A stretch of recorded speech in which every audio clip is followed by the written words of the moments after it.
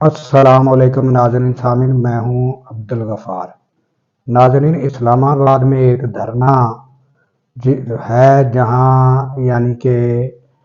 عورتیں اور بچے انہوں نے کارڈ ہاتھوں میں لیے ہوئے ہیں اپنے لواحقین کے، مسنگ پرسن جو ہے اس سلسلے میں وہ دھرنا ہے، جس کی سربراہی جو ہے ماہرنگ بلوچ جو ہے وہ کر رہی ہیں، اور اس کے بالمقابل ایک اور دھرنا بھی موجود ہے وہاں۔ تو اس کی جو سربراہی ہے، یا وہ کہا جائے کہ وہاں بھی جو ہے ان کے جو لوگ ہیں وہ قتل ہوئے ہیں، تو ان کے بھی مطالبات ہیں، اور ایک مسنگ پرسن کا مسئلہ ہے، اور دوسرا یہ بھی ایک ایشو ہے۔ ناظرین، جو صحافی ہوتا ہے اس کی جو معلومات بیس تجزیہ ہوتا ہے، اور اگر وہ رپورٹنگ بھی کرتا ہے تو وہ جب رائے قائم کرتا ہے تو وہ اس کی معلومات کی بنا پر ایک وہ رائے قائم کر لیتا ہے، اور ظاہر ہے کہ جتنی اس کی معلومات ہوگی اس کے مطابق ہی وہ اپنی رائے قائم کرے گا۔ لہذا جب وہ اسلام آباد میں یہ دھرنا ماہرنگ بلوچ کی جانب سے جو دیا جا رہا ہے، اس کو جب وہ دیکھتے ہیں تو اس میں عورتیں، بچے اور ٹھٹھرتی ہوئی سردی میں وہ موجود ہیں، اور وہ کہہ رہے ہیں کہ ہمارے لواحقین جو ہے عرصہ دراز سے غائب ہیں۔ تو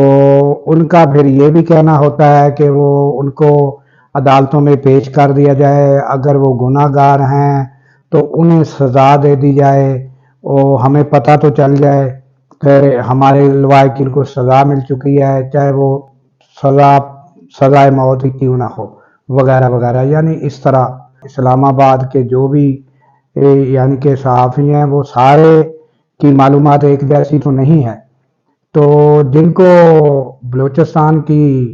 مکمل معلومات ہے ادھر کیا کیا مسائل ہیں، ان کی اس طرح کی رائے ہوگی۔ تو یہی وجہ ہے کہ وہ جب یہ سنتے ہیں اور دیکھتے ہیں تو اپنی رائے کے مطابق وہ کہتے ہیں کہ ان کو جو ہے وہ عدالتوں میں پیش کرنا چاہیے، یہ جو ہے وہاں ان کو پیش کر کے سزائیں ہونی چاہیے۔ ناظرین، انسان کی جو ہے وہ نیچر میں ایک چیز شامل ہے کہ اگر کوئی بھی حادثہ کسی بھی انسان کو پیش آتا ہے تو کچھ عرصے کے لیے تو وہ بہت زیادہ غمزدہ اور پریشان ہوتا ہے، پھر وہ آہستہ آہستہ آہستہ وہ چیز جو ہے وہ اس کو حوصلہ ملنا شروع ہو جاتا ہے، وہ اس کو جو ہے وہ بھلانا شروع کر دیتا ہے، اور دنیا کے جو مصروفیات ہیں اس میں وہ کھو جاتا ہے۔ مگر ایک پاکستان کا جو سانحہ اے پی سی ہوا، وہ سب لوگوں کو یاد ہوگا۔ اس کے بعد جو جو معاملات ہوئے وہ بھی سب لوگوں کو یاد ہوں گے، کہ یہ جو عدالتی سسٹم ہے جس میں یہ صحافی بات کرتے ہیں کہ انہیں جو ہے عدالتوں میں پیش کیا جائے، تو پھر یہ جو حادثہ اے پی سی ہوا تھا اس کے بعد فوج میں عدالتیں بنانے کی ضرورت پیش آئی تھی۔ وہ کیوں آئی تھی؟ وہ اسی لیے آئی تھی کہ ہمارا جو جوڈیشری سسٹم ہے، جج صاحبان ہیں، وہ اتنے خطرناک ترین ملزمان کو سزائیں جو ہے وہ نہیں دے سکتے، کہ یہ بہت بڑا مشکل مسئلہ تھا، جس کی وجہ سے اسمبلی سے قانون پاس کرا کر فوجی عدالتیں قائم ہوئیں اور مجرم کو سزائیں دی گئی۔ اور یہ بلوچستان میں جو مسنگ پرسن کا مسئلہ ہے نا، یہ ہماری افواج اس کو بہتر طریقے سے جانتی ہے۔ ہماری کہ ایک وقت وہ تھا، لوگوں کو یاد ہوگا کہ پورے ملک سے وہاں کوئی اگر ملازم جاتا تھا، چاہے وہ ایک ہیلپر کیوں نہ ہو، چاہے وہ ایک سپروائزر کسی کمپنی میں کیوں نہ ہو، چاہے وہ ایک ٹیچر کیوں نہ ہو، وہ جب جاتے تھے ادھر وہاں بلوچستان میں کسی جاب کے سلسلے میں تو وہ قتل کر دیے جاتے تھے۔ وہاں پر یہ حالات تھے، یہ لوگوں کو شاید یاد ہوگا، اور اس بلوچستان میں امن کرانے میں हमारी जो सिक्योरिटी एजेंसीज हैं, हमारी जो पाकिस्तान की अफवाज हैं, वहाँ जो तैनात है, उन्होंने ये अमन कायम कर रखा है। और सहाफ़ियों को इदराक जितना होगा मसाइल का,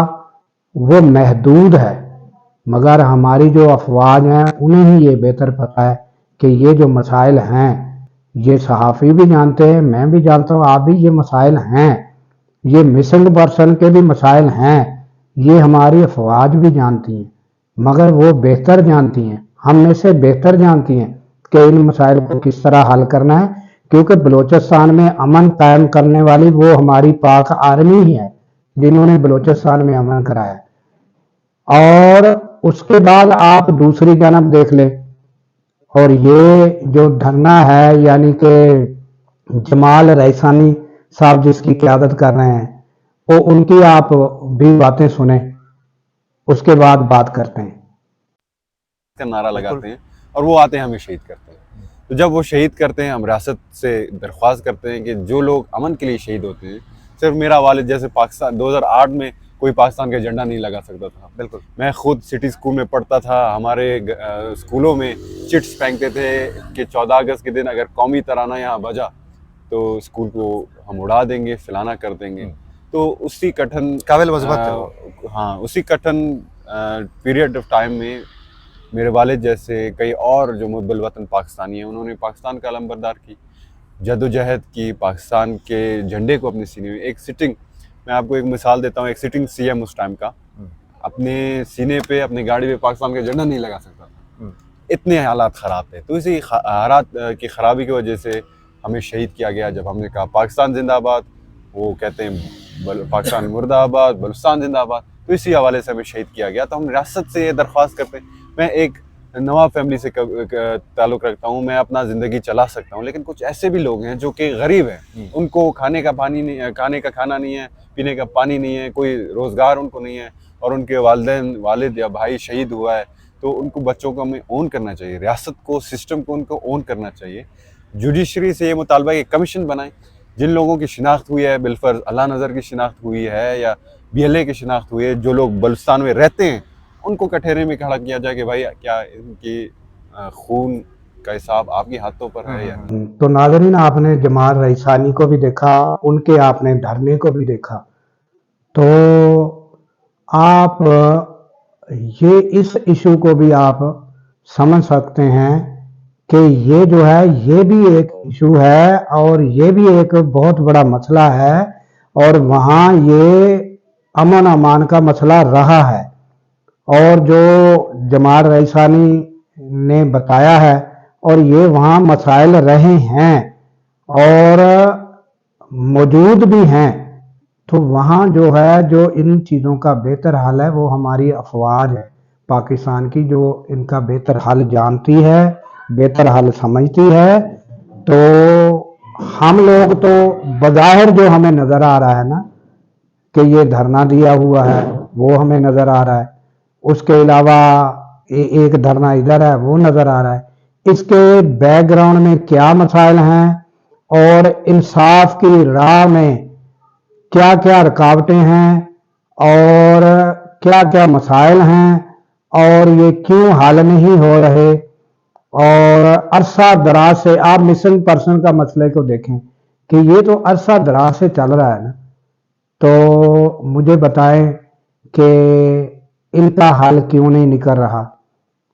क्योंकि वहाँ ये मसाइल जारी हैं और वहाँ जो है वो ला कानूनियत, और वहाँ लोगों की कत्लो गारत, और वहाँ जो है वो ऐसी ऐसी, यानी कि पाकिस्तान खिलाफ तहरीकें चल रही हैं जिन्हें हमारी अफवाज ही जो हैं वो उनको जो है वो कुचलती हैं और अमन वहाँ ना बलूचिस्तान में कायम करती हैं। तो लिहाजा ये जो इन चीज़ों का हल है, वो हमारी जो वहाँ एजेंसियाँ, हमारी पाक आर्मी और उनके अदारे जो बलूचिस्तान में कायम हैं, जिन्होंने अमन कायम कर रखा है, और इस सिलसिले में उन्होंने भी बहुत सी कुर्बानियाँ दी हैं। और हमारे दूसरे जो पाकिस्तान के दीगर लोग हैं वो वहाँ जाते थे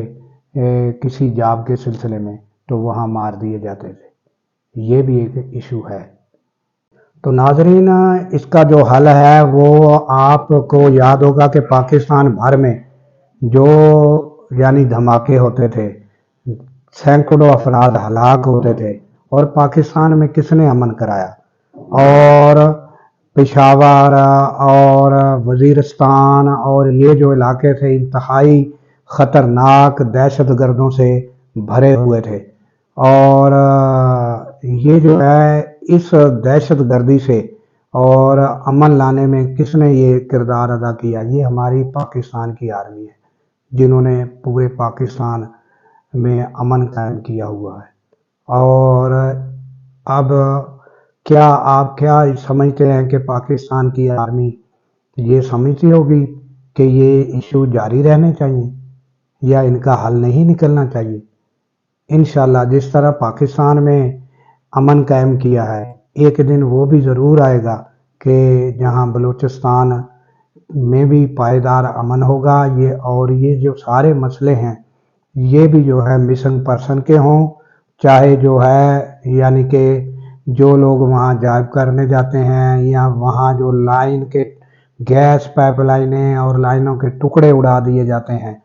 और ये सारा अमन अमान जो है ये फ़ौज ही वहाँ है और वो फेस कर रही है। और इंशाल्लाह उम्मीद है कि वहाँ जो है ये हमारी पाक आर्मी एक दिन वो भी आएगा कि ये सारे जो इशू हैं ये रिज़ॉल्व होंगे और पाकिस्तान और हमारे तमाम सूबे अमन का गहवारा ज़रूर बनेंगे। अल्लाह ताला पाकिस्तान की हिफाजत करे, पाकिस्तान की सरहदों की हिफाजत करे और पाकिस्तान की सरहदों पर मामूर हमारी आर्मी को अल्लाह ताला शाद व आबाद रखे। अल्लाह हाफिज़।